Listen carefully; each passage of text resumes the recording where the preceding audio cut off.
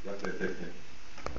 Ja dovolíte, začnem tým, že ja tam nemám žiadny pozemok, takže ja sa nebudem na pozemky pýtať, ale chcel by som nadviazať na to, čo v tom svojom príhovore hovoril pán Jaravica.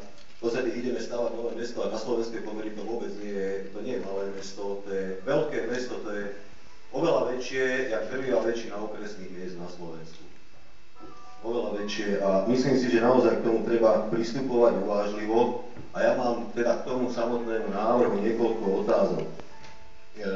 Pretože tu existujú dve sídliská v Nitre, z ktorých ani jedno nemá žiadne centrum, ani Klokočina, ani Chrenová a minimálne teda od roku 89 sa Toporne samospráva snaží vytvoriť centrum tam aj tam a za pomaly 20 rokov sa to nepodarilo, takže aby sme tu nezačali tým, že založíme niečo už v koncepciou toho, čo centrum mať nebude, lebo hovoríme v úvodzovkách, hovoríme o meste.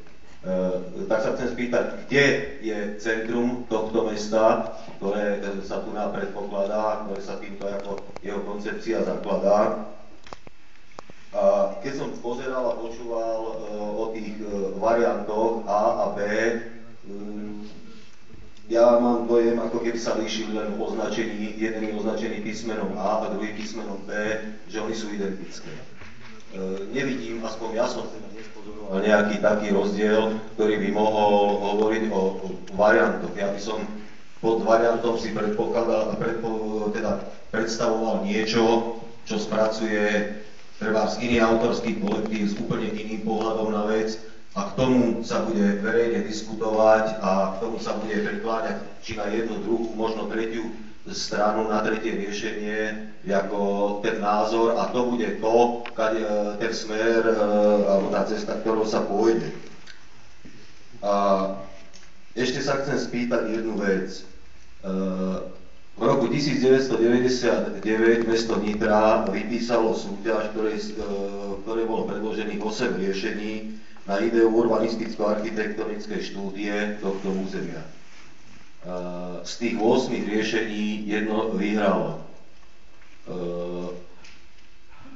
Pokiaľ sa pozerám na to, čo je tu predložené, tak to riešenie je zabudnuté.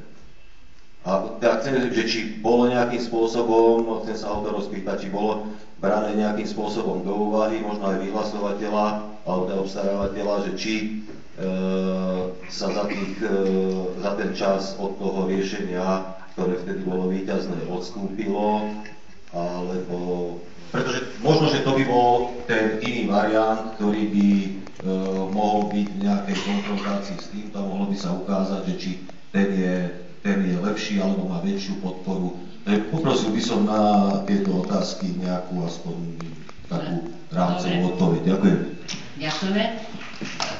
V podstate by sme povedali asi tak, že robili sa už na toto územie určité urbanistické štúdie, pretože na toto územie sme si ešte pred spracovaním územného plánu chceli urobiť názor.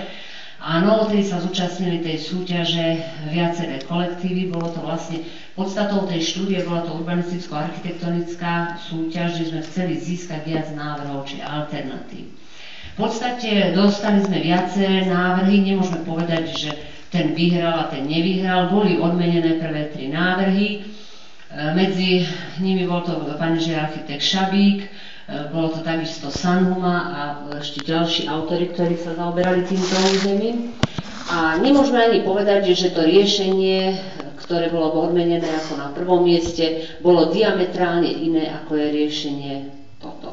Áno, čiže v podstate by som povedala, že spracovateľ územného plánu dostal tieto podklady k dispozícii, urobil z toho analýzu a princípy, ktoré schválil územný plán, už tie vychádzali z tej architektonickej súťaže, tie mal za úlohu v tejto etape rozpracovať do podoby teda urbanistickej variantnej štúdie. Samozrejme, že nemôže byť táto variantná štúdia úplne diametrálne iná, lebo to by sme neobstarávali územný plán zóny, ale obstarávali by sme architektonickú štúdiu. tu, ako sme robili v 99.